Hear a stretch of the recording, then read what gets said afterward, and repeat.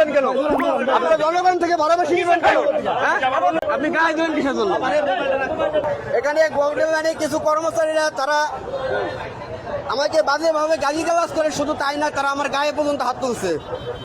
ফরিদপুরে গোল্ডেন লাইনের বিরুদ্ধে অভিযোগ দীর্ঘদিনের এবং অনেক অভিযোগ আছে এই গোল্ডেন লাইনের বিরুদ্ধে। অনিয়ম, দুর্নীতি, তারপরে ইচ্ছামতো ভাড়া নির্ধারণ, স্টাফদের খারাপ ব্যবহার, তারপরে একচাটিয়া ব্যবসা, অন্য কোনো পরিবহন ফরিদপুরে ঢুকতে দেয় না, সিন্ডিকেট চক্র, বিভিন্ন অভিযোগ থাকা সত্ত্বেও ফরিদপুরের প্রশাসনের কোনো কার্যকরী কোনো তৎপরতা বা কোনো পদক্ষেপ আজ পর্যন্ত আমাদের চোখে পড়ে নাই।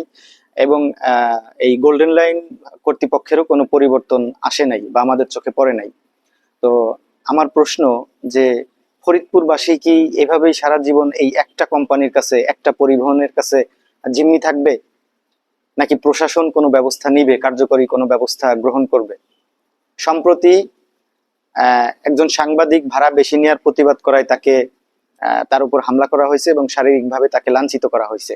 এবং এই পরিবহন ব্যবস্থায় যে একটা সোনালী একটা দানব বসে আছে, এটার নাম হচ্ছে গোল্ডেন লাইন পরিবহন। সরকারিভাবে নির্ধারিত ভাড়ার তুলনায় 2 গুণ 3 গুণ অনেক সময় ভাড়া নিয়ে থাকে।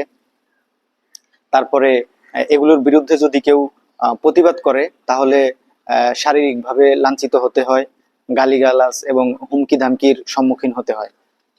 সম্প্রতি ফরিদপুরে একজন সাহসী সাংবাদিক যিনি ভাড়া নিয়ে প্রশ্ন তুলেছেন এবং এর প্রতিবাদ করায় তার উপরে হামলা করা হয় এবং শারীরিকভাবে তাকে লাঞ্ছিত করা হয়। প্রশ্ন হলো, তাহলে সত্য কথা কি বলা যাবে না? সত্য মানে অনিয়মের বিরুদ্ধে কি প্রতিবাদ করা যাবে না? এটা কি অপরাধ? ফরিদপুরের মানুষ কি আসলে এই জিম্মি দশা থেকে মুক্তি পাবে না? এই একটা কোম্পানির হাত থেকে, একটা পরিবহনের হাত থেকে ফরিদপুরবাসী কি মুক্তি পাবে না কোনোদিনই? এই একটা কোম্পানির কাছেই ফরিদপুরের মানুষ জিম্মি। শুধু তাই না, এই জেলায়, এই ফরিদপুর জেলায় যদি অন্য কোনো ভালো মানের পরিবহন কোম্পানি আসতে চায় তাহলে তাদেরকে বিভিন্ন বাধার সম্মুখীন হতে হয়। কারণ হচ্ছে সিন্ডিকেট, ফরিদপুরে পরিবহন সেক্টরে একটা সিন্ডিকেট কাজ করে, যেই সিন্ডিকেটটা অন্য কোনো ভালো মানের কোনো পরিবহন ফরিদপুরে ঢুকতে দেয় না। এই সিন্ডিকেট চক্রটা যারা শুধুমাত্র এই একটা গোষ্ঠী বা এই একটা কোম্পানি গোল্ডেন লাইনের একচাটিয়া ব্যবসা করার জন্য বা এই ব্যবসাটা টিকিয়ে রাখার জন্য যে কোনো প্রতিযোগিতাকে দমন করার জন্য প্রস্তুত এই সিন্ডিকেট চক্রটি।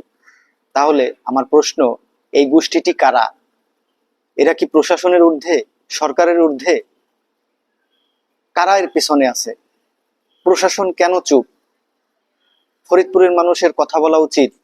প্রশাসন যদি চুপ থাকে তাহলে ফরিদপুরের মানুষের কথা কে শুনবে? তাই এখন ফরিদপুরবাসীর দাবি, ফরিদপুরে নতুন ও প্রতিযোগিতামূলক পরিবহন কোম্পানির প্রবেশ নিশ্চিত করা হোক। ভাড়ার উপর ভোক্তা অধিকার সংরক্ষণ অধিদপ্তরের কঠোর নজরদারি থাকুক। তারপরে সাংবাদিকদের উপর হামলাকারীদের আইনের আওতায় আনা হোক। প্রতিটি কাউন্টারে যাত্রীদের অভিযোগ শোনার মতো বক্স এবং নাম্বার চালু করা হোক। আর আমি প্রশাসনের দৃষ্টি আকর্ষণ করতেছি, পাশাপাশি ফরিদপুরের যে ভোক্তা অধিকার সংরক্ষণ অধিদপ্তরের কর্মকর্তারা আছেন, আমি আপনাদের হস্তক্ষেপ কামনা করছি। আপনারা এই গোল্ডেন লাইনের বিরুদ্ধে ব্যবস্থা গ্রহণ করেন এবং অন্যান্য যে পরিবহন সেক্টরগুলো আছে ভালো ভালো, এরা যাতে ফরিদপুরে আসতে পারে এই সুযোগটা আপনারা তৈরি করে দেন। ফরিদপুরের মানুষকে এই জিম্মি দশা থেকে মুক্ত করেন। তাই বলছি, এই ভিডিওটা যদি আপনার সাথে ঘটে যাওয়া অন্যায়ের প্রতিচ্ছবি হয় তাহলে শেয়ার করুন, লাইক করুন, কমেন্ট করুন এবং আওয়াজ তুলুন একসাথে। কারণ আপনি চুপ থাকলে কাল আপনার সাথেও এরকম হতে পারে।